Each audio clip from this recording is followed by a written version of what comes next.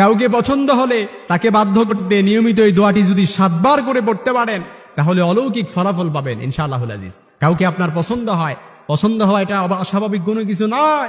তাকে আপনি বাধ্য করতে চান, তাকে আপনার নিজের করতে চান, তাহলে এই দোয়াটি যদি 7 বার করে পড়তে পারেন তাহলে আল্লাহ পাক আপনাকে অলৌকিক ফলাফল দিবেন যা আপনি কল্পনা করতে পারবেন না ইনশাআল্লাহুল আজিজ। পছন্দের কোনো জিনিস দেখা মাত্রই নবীজি সাল্লাল্লাহু আলাইহি সাল্লাম এই দোয়াটি পড়েছেন। সুতরাং আপনি যদি কাউকে পছন্দ হয়, তাকে দেখা মাত্রই আপনি যদি তাকে হালাল ভাবে পেতে চান, তাকে নিজের করে আনতে চান, তাহলে এই দোয়াটি 7 বার করে নিয়মিত পড়বেন। সকাল এবং সন্ধ্যায় যখনই তাকে দেখবেন এই দোয়াটি পড়বেন।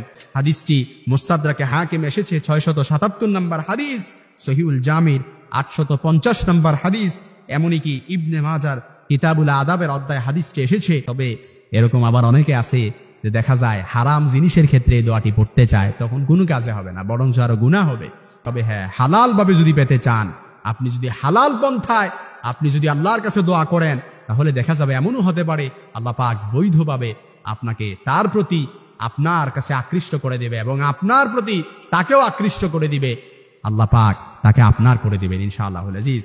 নবীজি সাল্লাল্লাহু আলাইহি সাল্লাম কোনো আনন্দদায়ক বিষয়, কোনো পছন্দনীয় বিষয় যখনই দেখতেন তখনই এই বাক্যটি বলতেন, আলহামদুলিল্লাহিল্লাযী বিনি'মাতিহি তাতিম্মুস সালিহাত, আলহামদুলিল্লাহিল্লাযী